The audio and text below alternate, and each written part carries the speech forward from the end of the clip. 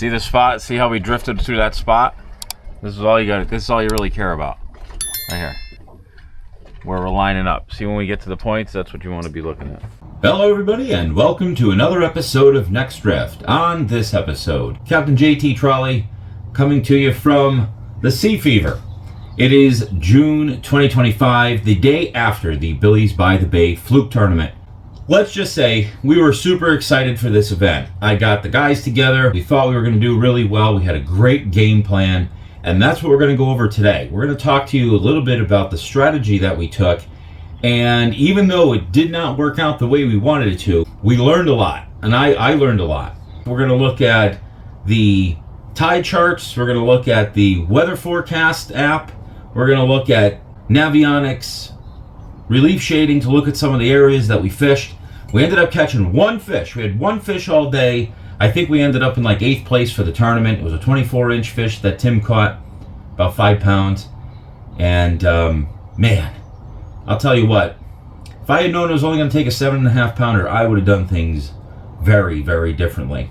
Like I said, the Billies by the Bay tournament is so much fun. We get to see all of our YouTube friends, John Halkias with Jigging Jerks, John Skinner, John Sweeney, Doc, Rick on the Blue Jay were there, so we get to see all of them. And even better, I get to meet a ton of you who came up and introduced yourself to me, and it's always nice to see subscribers in person. We decided that originally we were going to leave on Friday night, the night before the tournament, and get a slip over in Greenport, but they were calling for super heavy wind, and I didn't want to risk it. So we ended up leaving on Saturday morning around 5 a.m. from Old Saybrook, Connecticut, and as soon as we got out to the main river, the fog was just super dense. One of the foggiest days I've ever seen. And so we had to totally rely on radar, and you know, there were logs, other boats, lobster pots, everything. And so we had to head out towards Plum Gut, go through the gut, and then go into Greenport. And it just took us a lot of time, a lot of extra time. So we made it there with about 10 minutes to spare before the takeoff, and we were deciding where we wanted to go. And I'll be honest with you, I really hadn't made up my mind of where we wanted to start until probably about halfway through the ride out to Greenport. And we decided that we were going to start at one of my favorite fishing spots for Fluke, and made it out there, and again in the fog, so it took us a lot of extra time. And I'll tell you, we read the tide wrong.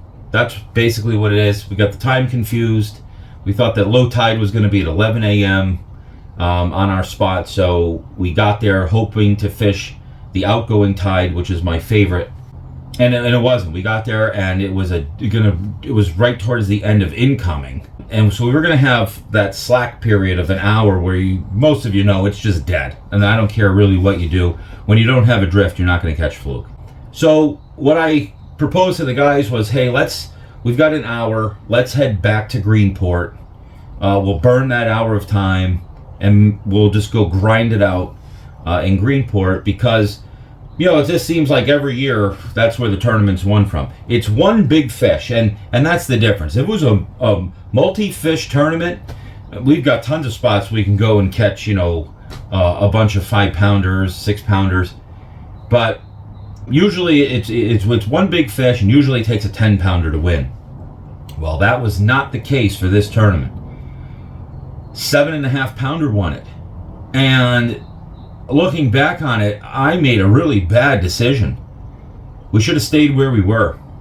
And, you know, there's lots of little factors that went into this, and that's part of what I want to share with you today.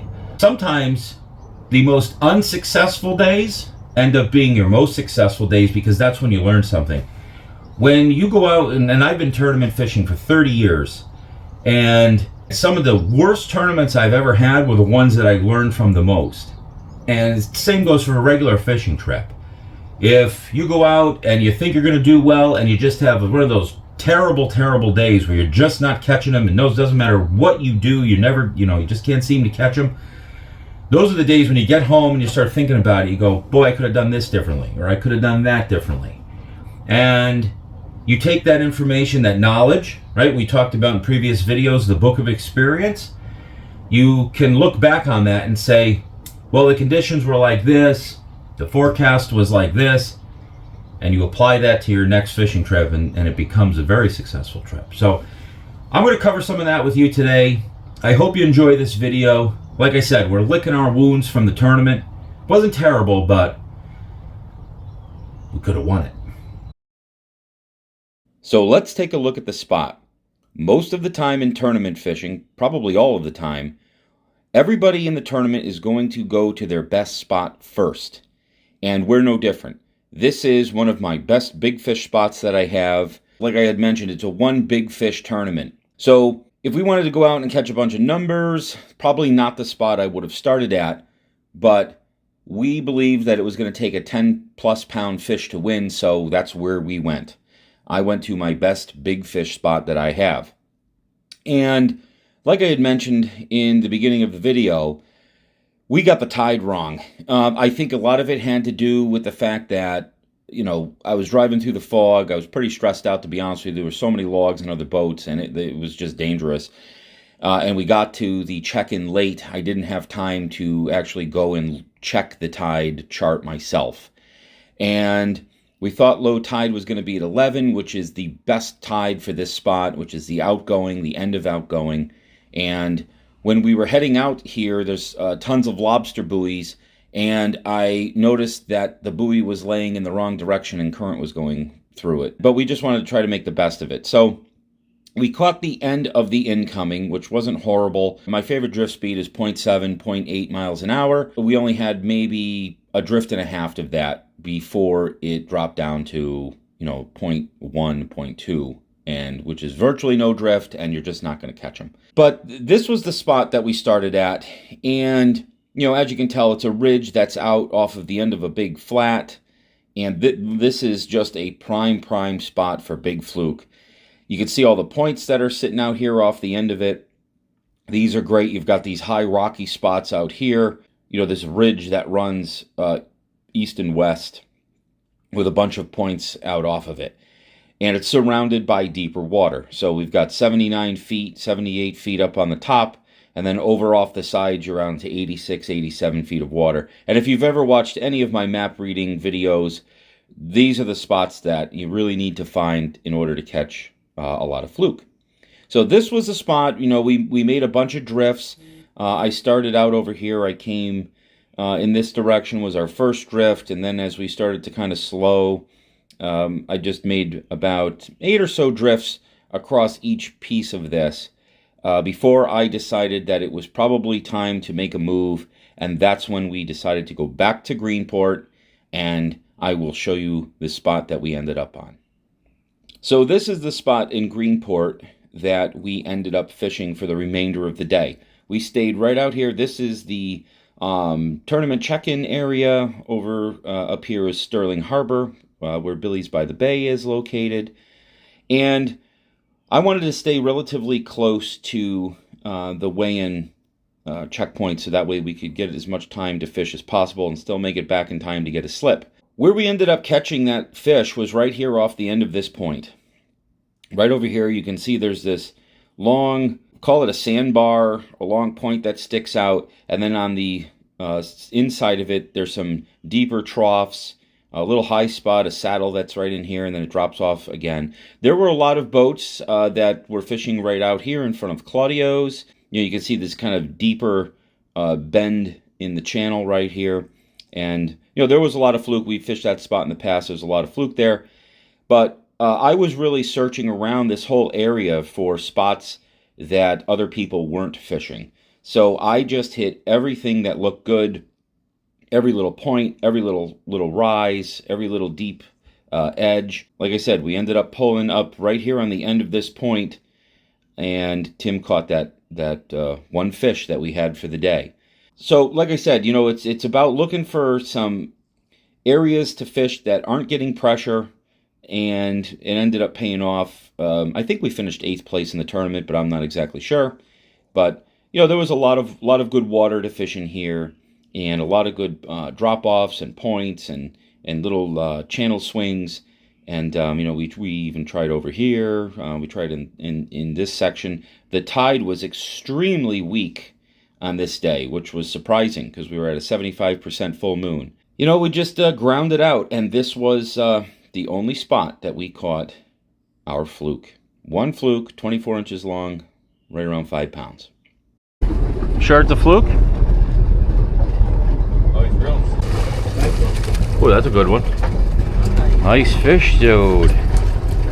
Nice fish, Timmy. Oh, yeah. He was determined. Oh, hey, was that a new penny? Yep. It was, wasn't it? We're fishing till the end, boy. Yeah, oh, that is nice, dude. Oh, now we're getting to fish. Let's go. New penny. Told you. Give me a new penny. Yeah. Nice one. And it's like 4 pounds. Nice job, Tim. Let's go. Get back down there. Get back down there. Get back down there. Let's go sea rabbit, too. Okay. Nice. So this is the wind app that I choose. This is called Windfinder, and this is the paid subscription service to Windfinder. It's relatively inexpensive for the year. It has a lot of features that I really like over the other wind apps like Windy or windy.app. Over here on the right, it offers you 2 different forecast models, the regular forecast and the super forecast. And I switch back and forth between both. This app allows you to see wind speed, wind direction. It gives you all the predictions for about 3 days out in advance. It also allows you to see upcoming tides as well as wave heights that are predicted for whichever day you choose. What I really like about this is that you can zoom in, you can switch back and forth, like I said, between the 2 different forecast models, and you can also pinpoint a specific area. So we click over here near Orient Point, and we can see that it's a 5-mile-an-hour wind, max wind of 6 miles an hour. And if we switch over to the super forecast, this gives us a little bit different model, and we can choose the same area, and we can see that it says 2 miles an hour with a 3-mile-an-hour max wind. You know, this app is really, really friendly. It's not always accurate, but it gives you at least a baseline to be able to see, you know, where you're going to be fishing, whether or not you can or can't fish. You know, I usually, if I start to see wind in that green zone, I just don't even risk it. I just pick a different day. But you can see you can get really, really detailed here and down to a really low level to see exactly what the wind's doing and the direction of the wind. So this is a great app. Check it out. I highly recommend that if you're going out on the water and you're going to use this app frequently, get the paid subscription to it. There's a lot more features when you do that. But this is a great app, and I rely on it before every fishing trip. So like I said, some of the most unproductive days can end up being your most successful just because you learned something. And that's what fishing is. Adding another chapter, a page to your book of experience for use later on will make multiple successful fishing trips just from that one bad one. I was really disappointed that we didn't do better in this tournament. I was disappointed in hindsight that I know I made the wrong decision by moving spots, but at the end of the day, we learned something from it. I really hope you enjoyed this episode. Make sure you join us on the Next Drift Patreon page. We have tons and tons of members, and I really appreciate all of your support.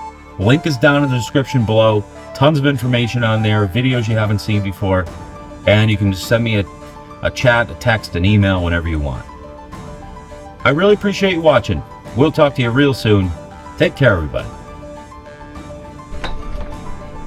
All right, don't go anywhere. We're not moving. This is a spot. Uh-oh. Uh-oh. How's that? Use the other net. Robin. Sea rabbit. Oh, boy.